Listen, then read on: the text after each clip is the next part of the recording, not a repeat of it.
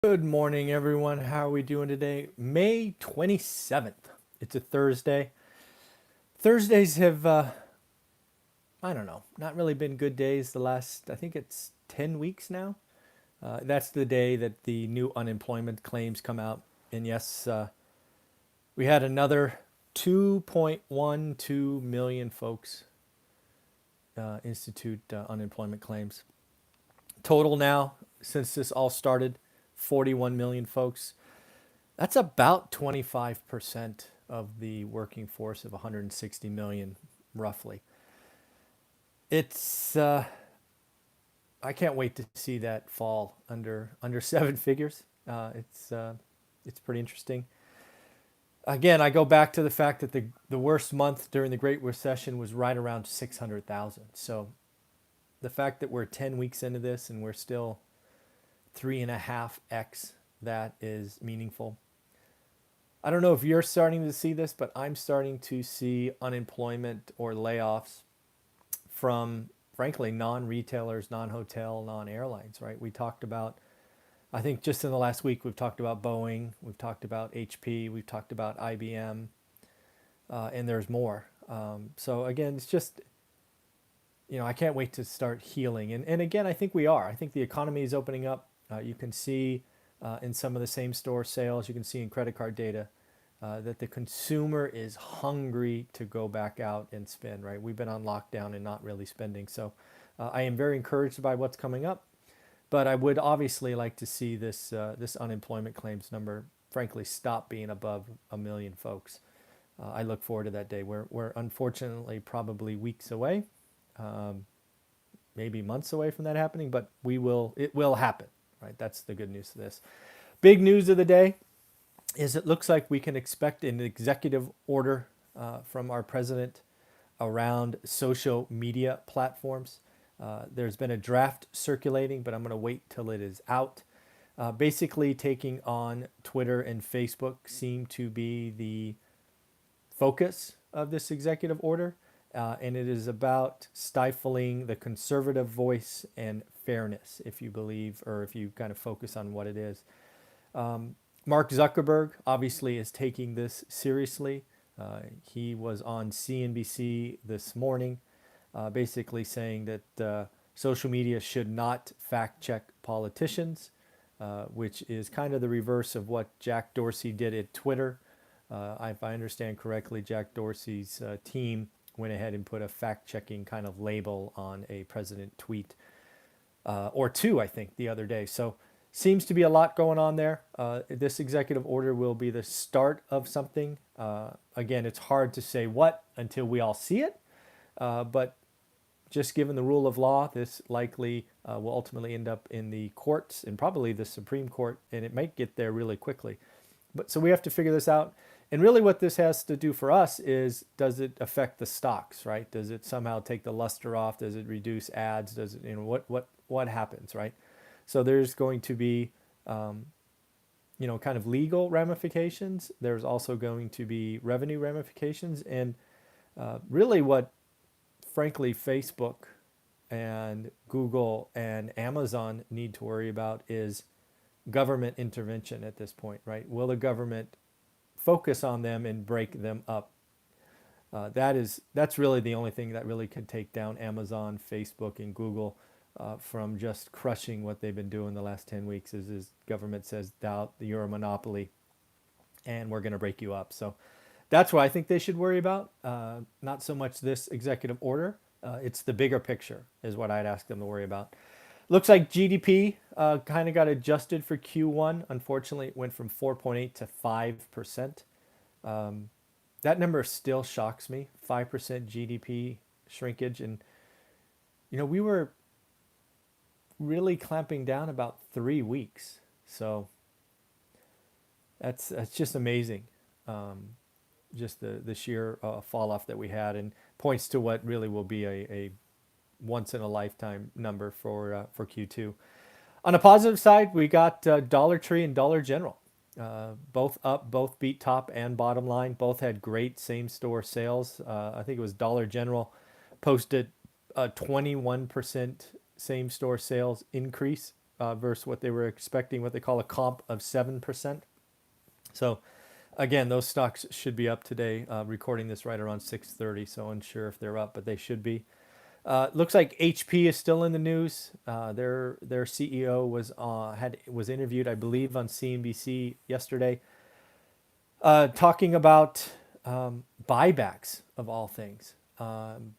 If you were to look up my LinkedIn profile, you will see I spent some time at HP, and back then, Inc was the thing that kind of fell to the bottom line and really allowed HP to limp through some pretty terrible years of lack of innovation.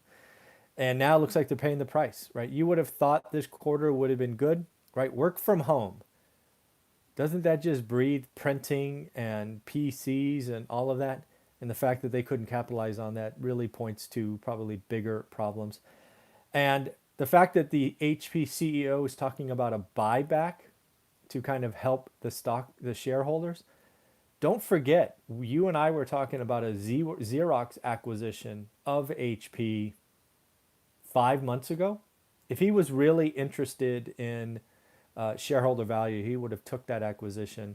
But no, like lots of CEOs, he is interested in his job and his executive team's job, and he's trying to manage numbers. And the fact that his stock is cheap, so he's going to buy some more, just shows how lack of innovation and creativity he has. If we learned anything in this crisis, companies should keep cash for a crisis and not buy back stocks. I mean, I was floored that I heard that yesterday. So pretty terrible. For those of you that thought Carl Icahn would be bailed out of Hertz and leave unscathed, well, he sold all his shares yesterday at 72 cents and recorded nearly 2 billion with a B loss in his Hertz investment. He is now out, if you want to believe the news headlines, and that's got to sting. A $2 billion loss. That's a lot of zeros. So obviously he's had tons of winners. Hertz will not go down as one of them. Again, we got to watch Hong Kong. This is going to be in the news. It looks like, quote, our nuclear option, if you will, is to remove Hong Kong's special status. Basically, if we frame Hong Kong as essentially a China entity or a Chinese country, meaning like it is China versus a special status for commercial and activity, that really could hurt Hong Kong and be something that really just keeps pushing this U.S.-China split further. It is going to get worse before it gets better. The Bank of America CEO was on, I think it was Walk on the Street on CNBC. It might have been Bloomberg yesterday. I watched a lot of this lately. Talking about the average bank balance of his consumers that average below $5,000. So it's the folks living paycheck to paycheck, right? Is what I took from the conversation. He indicated that the bank balance of those individuals is up an average of 30%. So he was pontificating, and I agree that is stimulus. That is probably unemployment money. That is frankly Americans saving and not spending. We are spendthrifts, or at least that's our reputation. And the fact that we are saving some money is a good thing, because I think we see that this is going to be a longer road to hoe. So I was encouraged by that. It means maybe it's not as scary out there, but we definitely have to watch that. Not sure if you've been watching what's going on in Vegas. Obviously, I've had a couple of interviews with Brian Lebo about it because I'm watching that market for early indications. Looks like some casinos are going to start to open June 4th. June 4th. So anybody watching this excited to go to Vegas, get on an airplane, go sit in a room full of people and gamble? Because again, the shows aren't on, buffets are closed. It's definitely going to be a different kind of Vegas. Just a weird fact. I don't know if it probably doesn't mean anything to you, but it was an interesting day for me yesterday. I logged into Amazon and it looked like we sold 91 books yesterday. 91 of these bad boys. That's a record for me. Yeah, I don't know what happened. 10 to 15 books is a normal day. So yesterday was 91. So pretty crazy. Looks like the great rotation trade is on, or some people are calling it the reopen trade. This is basically where we're taking money out of those 5 stocks that we were all following: Amazon, Alphabet, Apple, the like, and we're moving it into really consumer discretionary, restaurants, cruise lines, airlines, things of that nature. It started about 3 days ago, at least in earnest. And I talked about it yesterday for the first time. It will be interesting to see if that continues. And it looks like as long as the news and states continue to open, California is opening, New York is opening, as we just talked about, Vegas and the casinos are opening, this rotation trade could pick up steam. And frankly, if it broadened out the base, the stock market rises in general. So pretty interesting. Just more proof that the Fed, you can't fight the Fed, can't fight the Fed, can't fight the Fed. Looks like Macy's raised a bunch of money yesterday in a bond, paying 8%, which is interesting in of itself. But what's really market moving to me is the bond was oversubscribed. It was oversubscribed 6 to 1, meaning for every dollar they wanted, they had 6 people willing to lend it. If that's not the Fed injecting liquidity, I don't know what is. Again, don't fight the Fed, too big to fail. Clearly, there are big companies raising money that they'd frankly be bankrupt in any other environment. So just another example. Cruise line bookings continue to accelerate in 2021. Now, these can obviously be canceled, but the number of folks looking to just get out and get on a cruise is even exceeding my expectations. And I love to cruise. So, you know, I think that is one to watch. I think cruise lines are interesting because really, again, you have to, for most of us, you have to get on an airplane first, right? Most of us have to get to the coast via airplane and then go. So it's just it's interesting to watch. The EU, right? We talked about them yesterday. I think it was 750 billion euros. Talked about a stimulus. They're already calling for, not 24 hours later, more because they are talking about global tourism falling 70% this year. A lot of the EU countries, tourism is in their top, 2 or 3 industries. And if you have global tourism fall 70%, that is definitely a problem.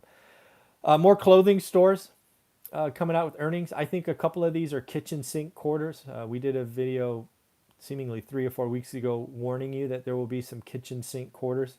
Let me know what you think.